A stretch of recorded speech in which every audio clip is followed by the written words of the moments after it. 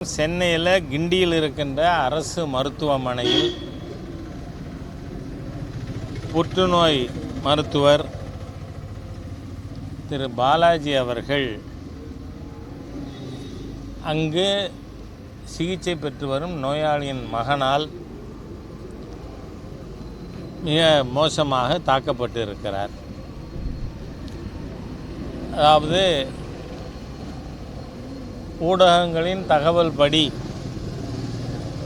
அவர் வீட்டிலேயே இவரை கொல்லணும்னு ஆயுதத்தோடு போனார் அப்படின்னு பல செய்திகள் வந்து கொண்டு இருக்கு.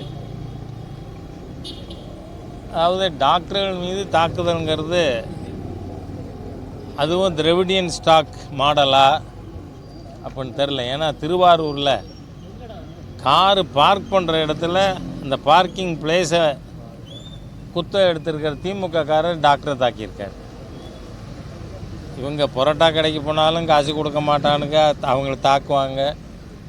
என்ன திராவிடியன் ஸ்டாக்னா அப்படி தான், பியூட்டி பார்லரில் போய் தகராறு பண்ணுறது அந்த மாதிரி. இன்றைக்கி ஏன் இந்த நிலைமை?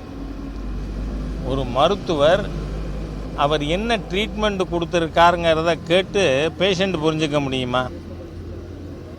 இப்போ ஒருத்தர் போகிறார், லோயர் ரெஸ்பிரேட்டரி இன்ஃபெக்ஷன், அதனால் உங்களுக்கு கோட்ராமிக்சோல் கொடுத்துருக்கோன்னு.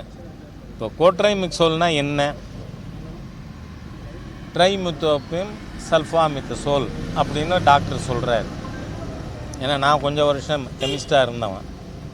சொன்னால் அந்த ட்ரைமித்தோபியம் என்ன மாதிரி ஆக்ட் பண்ணும் தெரியுமா? நமக்கு தெரியாது.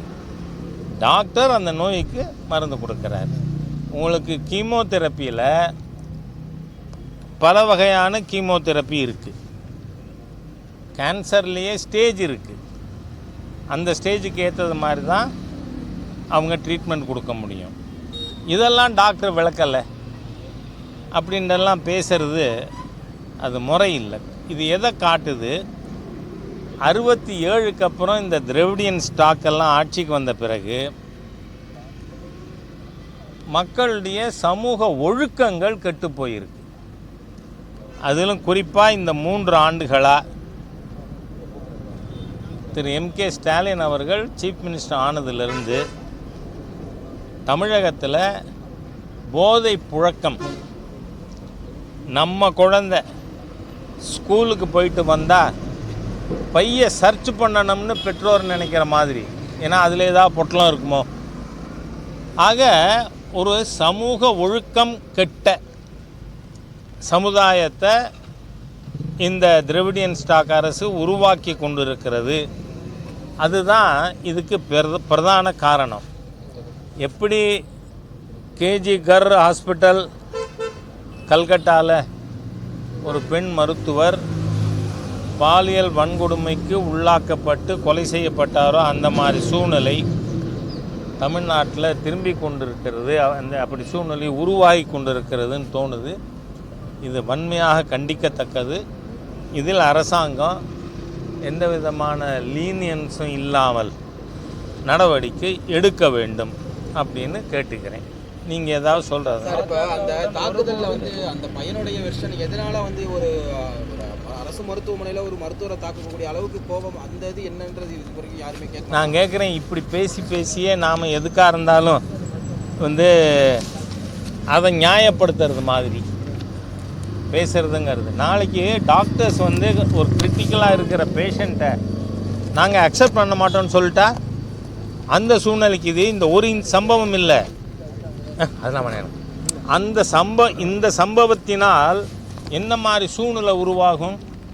நாளைக்கு டாக்டர் கொஞ்சம் சீரியஸான பேஷண்ட்டாக இருக்கும், அட்வான்ஸ் ஸ்டேஜ் ஆஃப் கேன்சர், நாங்கள் ஒத்துக்க மாட்டோம், ட்ரீட்மெண்ட்டுக்கே எடுத்துக்க மாட்டோம் அப்படின்லாம் சொல்ல வேண்டிய நிலை வரும். அதனால் நாம் இதில் போய் அந்த ஒரு பாதக செயலுக்கு நியாயம் கற்பிக்கிற மாதிரியாக வேறு எந்த கேள்வியும் தயவு செஞ்சு கேட்க வேண்டாம். அது மட்டும் இல்லை, இங்கே மதுரையில் பாரதிய ஜனதா கட்சியின் சார்பாக இங்கு காவல்துறைக்கு 15 கம்ப்ளைண்ட் கொடுத்துருக்கு சோஷியல் மீடியா தொடர்பாக. Cyber crime. ஆனால் இன்னி வரைக்கும் ஒரு கேஸு கூட அவர்கள் வந்து புக் பண்ணலை, எஃப்ஐஆர் பதியலை. ஆனால் ஆன் ஃபிலிம்ஸி கிரவுண்ட்ஸ் பிஜேபி ஒர்க்கர்ஸை கைது பண்ணுறாங்க. இதில் என் நாக்கை வெட்டுவேன்னு ஒரு காங்கிரஸ்காரன் சொல்லியிருக்கான். நீ முடிஞ்சால் வாடாங்கிறேன்னா அது வேறு விஷயம், அது என்னோடய தனிப்பட்ட இது. ஆனால் பேசியிருக்கான், டேப் இருக்குது, அதுக்கு எவிடன்ஸ் இருக்குது. ஏன் அரசாங்கம் நடவடிக்கை எடுக்கலை? யாரோ ஒரு பாவம் ஒரு பெண் சினிமா நட்சத்திரம் இங்கேருந்து ஆந்திராவுக்கு என்னவோ அதிரடி படம் அனுப்புகிறாங்களாம். இல்லை, அது வேற. என்னோட இதை நீங்கள் கரெக்டாக உள்வாங்கணும். நீங்கள் அந்த மாதிரி இது பெரிய கொலைகேஸ் இல்லை. ஆனால் இப்போ நாக்கை விட்டுவேன்னே ஒருத்தன் பேசுகிறான். அந்த மாதிரி பல இது இருக்குது. மாண்புமிகு பிரதமரை பற்றி பேசுகிறான். காவல்துறை ஒய் டியூவல் ஸ்டாண்டர்ட்ஸ், அதுதான் என் கேள்வி. அதனால் நீங்கள் விஷயத்தை சரியாக உள்வாங்கின்றதுக்கப்புறம் இந்த ஜட்ஜ்மெண்ட்டெல்லாம் பாஸ் பண்ணாதீங்க. நான் சொல்லியிருக்கிறது காவல்துறையின் பாரபட்சமான நடவடிக்கைக்கு உதாரணம். சார், குறிப்பாக 2 நாளாக இபிஎஸ் வந்து தொடர்ந்து பாஜகவோட கூட்டணியே கிடையாது, திட்டவட்டமாக சொல்கிறேன் அப்படிங்கிறத திருப்பி சொல்லிக்கிட்டே இருக்காரு. ஒருவேளை உதாசீனப்படுத்துறாரா பாஜக? எங்க நாங்கள் போய் என்ன வரிசையில் நின்றுட்டு இருக்கோமா? உங்கள் கேள்வியே உள்நோக்கமாக தெரியுது எனக்கு. எப்போயாவது பாரதிய ஜனதா கட்சி நாங்கள் வந்து அப்ளிகேஷன் போட்டிருக்கோம், அதுக்காக வாசலில் காத்துட்டுருக்கோம் அப்படின்னு நம்ம சொன்னோமா? அப்புறம் எதுக்கு அவர் இதை பேசணும் எனக்கு தெரியல. நான் எதுவும் பேசவே இல்லைண்ணா. ஏன்னா நான் தெளிவாக இருக்கேன். கூட்டணிகள் குறித்து எந்த கருத்துமே நான் சொல்ல மாட்டேன். ஏன்னா மத்திய தலைமை சென்ட்ரல் பார்லிமெண்ட் போர்டில் 16 சீனியர் லீடர்ஸ் இருக்காங்க. அவங்க என்ன முடிவெடுத்தாலும் அதை செயல்படுத்தும் இடத்தில் நான் இருக்கேன். அதனால் நான் இது பற்றி கருத்து சொல்ல மாட்டேன். ஆனால் நான் ஒன்று கேட்க விரும்புகிறேன். நம்ம ஒன்றும் போய் எங்கேயுமே அப்ளிகேஷன் போட்டுவிட்டு வாசலில் காத்துக்கிண்டு என்ன சொல்லுவாங்க அப்படின்னு இருக்கு. அது அப்போ என்ன உதாசீனப்படுத்துறது நான் கேட்குறேன். Lettuce B realistic. சென்ற பார்லிமெண்ட் தேர்தலில் தேமுதிகவோடு சேர்ந்து அதிமுக வாங்கின ஓட்டு 1 crore, என்டிஏ வாங்கின ஓட்டு 80 lakhs. எங்களுக்கு எந்த ஒரு அரிப்பும் இல்லை, புரியுதா?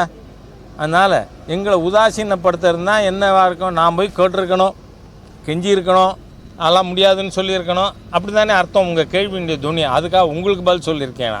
நான் வேறு யாருக்கும் சொல்ல தேவை. நேற்று கூட சொன்னேன்னா, ஒரு எப்போ கேட்டாலும் நம்ம நண்பர் ஜெயக்குமார் இருக்கார்ல, அவர்கிட்ட போய் நாளைக்கு நீங்கள் அதிமுகவோடு உங்களுக்கு என்ன உறவுனா ஒட்டும் இல்லை உறவும் இல்லைன்னு சொல்லுவார் போல இருக்கு.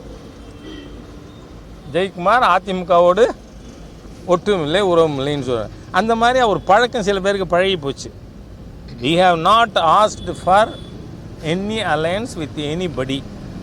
ஆனால் ஏற்கனவே நம்மோட இருக்கிறவங்களோட நம்ம கூட்டணி தொடர்கிறது.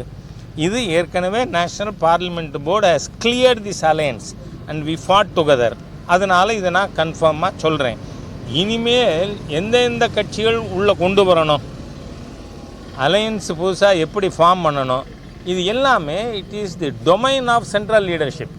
அதனால் அவர்கள் எந்த முடிவெடுத்தாலும் அதை செயல்படுத்தும் இடத்தில் நான் இருக்கேன். அதனால் நான் வந்து ஊடகம் ரெண்டாவது அவங்களுக்கு என் கருத்து சொல்லணுன்னா கூட வந்து எனக்கும் லீடர்ஷிப்புக்கும் எந்த டிஸ்டன்ஸும் கிடையாது. அதனால் உங்கள் சர்வீசஸை நான் கேட்டு அதை பயன்படுத்திக்கணுங்கிற அவசியமும் இல்லை.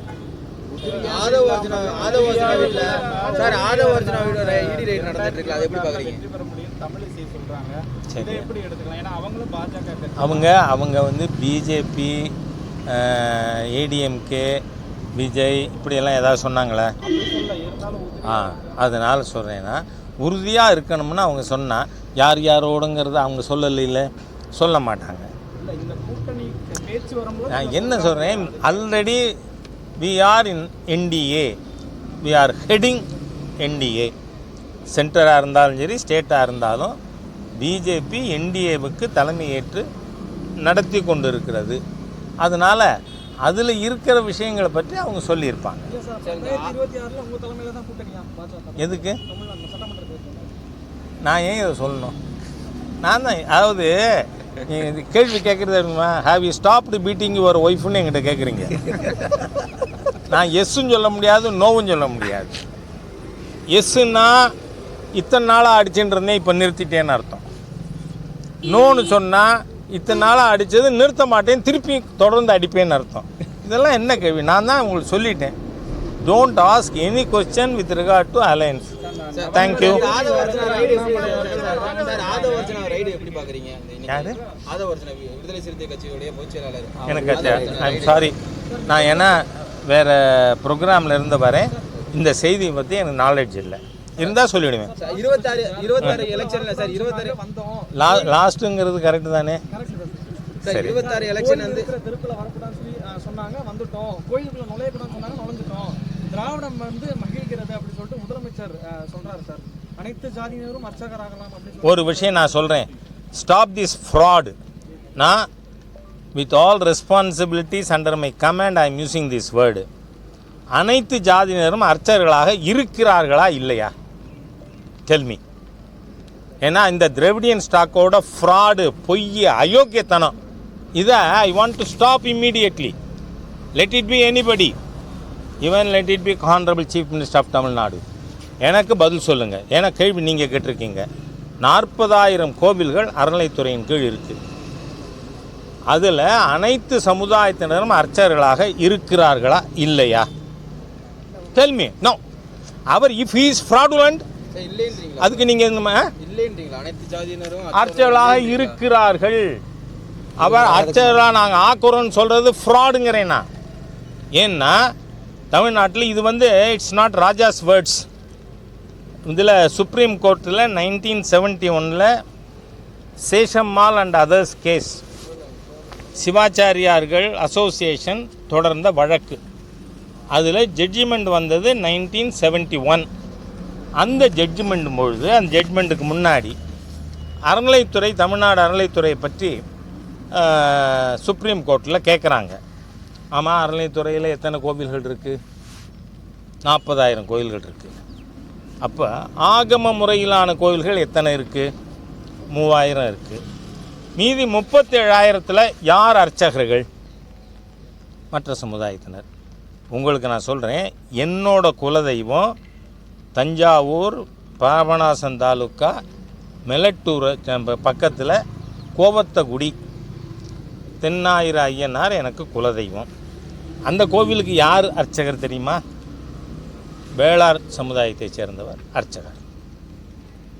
அப்போது அவர் பூஜை பண்ணுவார், அபிஷேகம் பண்ணுவார், தீபம் காட்டுவார், விபூதி கொடுப்பார்.